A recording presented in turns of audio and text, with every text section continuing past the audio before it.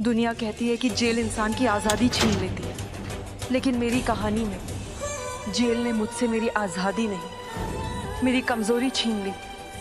सलाखों के पीछे बिताया गया हर दिन मेरे लिए एक तपस्या बन गया। मैंने न किसी से शिकायत की, न अपनी किस्मत को कोसा। मैं सिर्फ एक बात सोचती रही, क्या सचमुच मेरी शक्तियाँ मुझसे छिन चुकी हैं, या फिर वो सही समय का इंतज़ार कर रही हैं। कई महीने बीत गए और फिर एक रात जब मैंने अपनी आंखें बंद की तो पहली बार मुझे फिर वही ऊर्जा महसूस हुई जो शेषनाग के वरदान के समय मेरे भीतर जागी थी।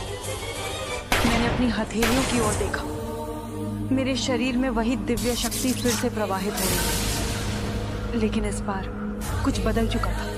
मैं पहले जैसी नहीं रही थी। मेरी नागिन शक्ति पहले से कहीं अधिक प्रबल हो चुकी थी। मेरा नागिन रूप जो कभी स्वर्णिम था अब श्वेत सुनहरे प्रकाश से चमक रहा था।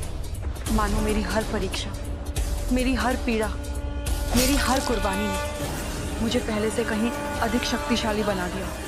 मैंने उसी रात जेल की दीवारों को पीछे छोड़ दिया। अब मुझे किसी कैद में नहीं रहना था, क्योंकि मेरी लड़ाई अभी खत्म नहीं हुई थी। जेल से बाहर आते ही मुझे सबसे पहला समाचार मिला जिसने मेरे कदम रोक दिए। रॉकी दूसरी शादी करने जा रहा था। तानिया उसकी नई दुल्हन बनने वाली थी। एक पल के लिए मेरे भीतर फिर वही पुराना दर्द जाग उठा, लेकिन अगले ही पल मैंने खुद को संभाला।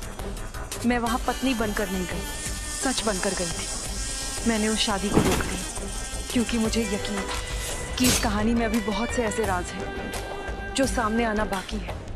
और सचमुच मेरी जिंदगी का सबसे बड़ा सच अब मेरा इंतजार कर रहा था। मुझे पता चला कि रॉकी वो इंसान था ही नहीं जिसे मैं इतने वर्षों से समझती आई थी। वो भी एक नाग था, लेकिन शेषनाग वंश का नहीं, तक्षक वंश का। उस पल मेरी सारी धारणाएं एक बार फिर टूट गई। अब मुझे समझ आया कि मेरी शक्तियां वापस कैसे लौटी। मैंने कभी अपनी शक्तियां खोई ही नहीं थी, क्योंकि मैंने जिस व्यक्ति से प्रेम किया वो एक इंसान नहीं, एक नाग था। और एक नागिन का प्रेम उसकी सबसे बड़ी शक्ति भी बन सकता है, और सबसे बड़ी परीक्षा भी।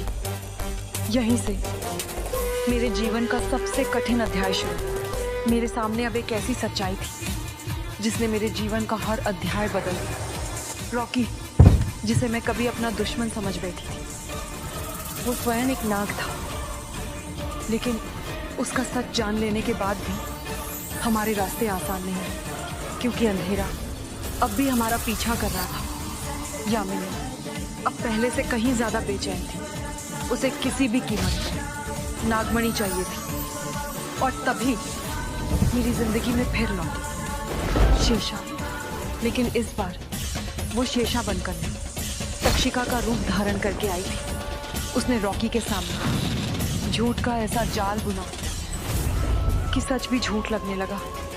उसने रॉकी को यकीन दिलाया कि मैं ही उसकी सबसे बड़ी दुश्मन हूँ, कि नागमणि मेरे पास सुरक्षित है, बल्कि मेरे कारण पूरी नागजाति खतरे में है। रॉकी, जिसने कभी मेरी आंखों में भरोसा देखा था, अब उन्हीं आंखों में शक देखने लगा। मैं उसे रोकना चाहती थी, सच बताना चाहती थी, लेकिन झूठ सच से तेज दौड़ रहा था। और एक दिन वही हुआ जिसका मुझे सबसे ज्यादा डर था।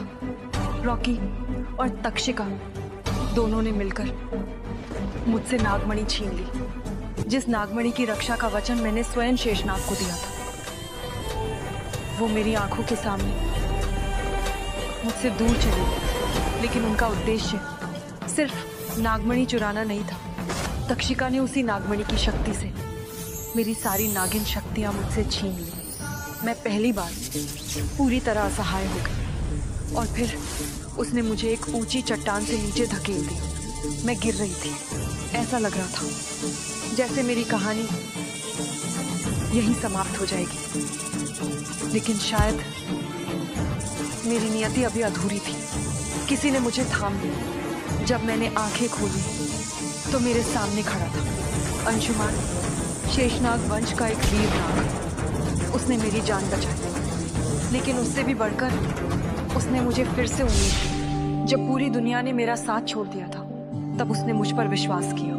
उसने कहा, सच कभी हारता नहीं, बस सही समय का इंतजार करता है। उसी विश्वास के सहारे हम दोनों ने मिलकर हर झूठ का पर्दाफाश करना शुरू किया।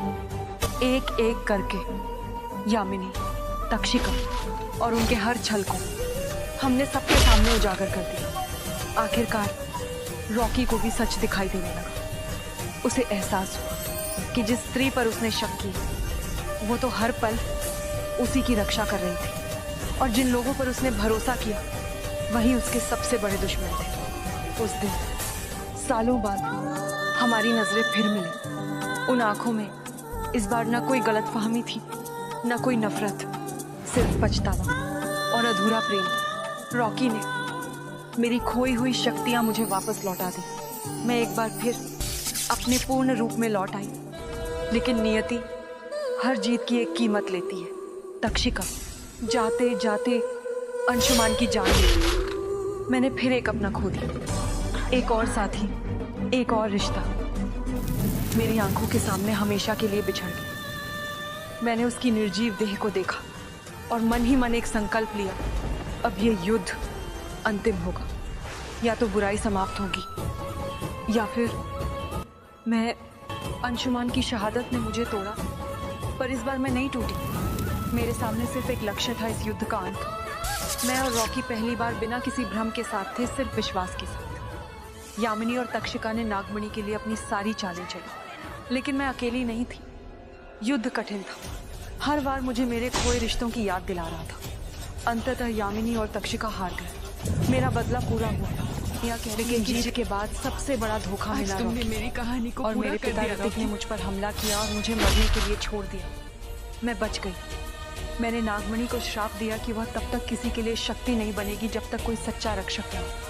फिर मैंने सब कुछ छोड़ दिया और एक रहस्यमय मंदिर में चली गई। दुनिया ने मुझे एक नया नाम दिया, महानागरानी, लेकिन मेरी कहानी अभी खत्म नहीं हुई थी।